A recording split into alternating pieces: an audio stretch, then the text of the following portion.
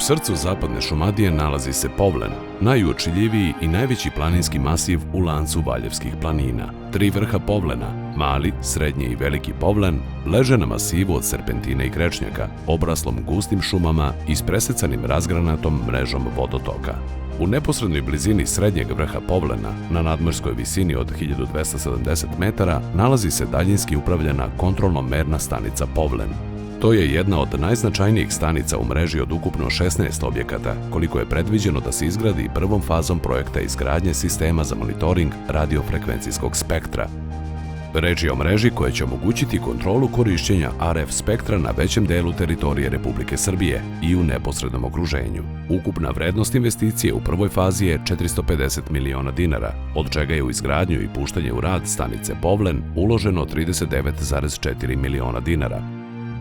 Zahvaljujući profesionalizmu i zalaganju zaposlenih u RATEL-u i njihovih partnera, stanica je sagrađena u izuzetno zahtevnim vremenskim uslovima. Radovi su se odvijali tokom jeseni i zime 2018. godine, od oktobra do kraja decembra.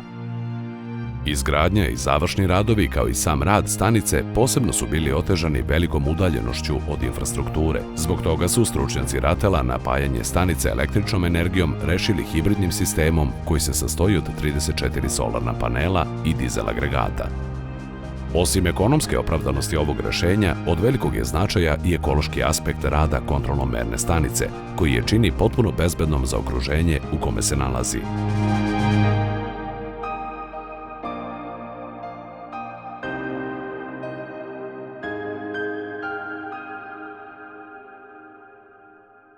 Izgrađena na dominantnoj koti, stanica Povlen omogućava prijem radioemisija generisanih u veoma širokoj zoni, koja obuhvata delove zapadne i centralne Srbije, Srema, Beograda i istočne delove Bosne i Hercegovine. Završetkom prve faze projekta izgradnje sistema za monitoring radiofrekvencijskog spektra, Republika Srbija će raspolagati respektabilnom mrežom, koja po broju stanica prevazilazi slične sisteme implementirane u državama regiona.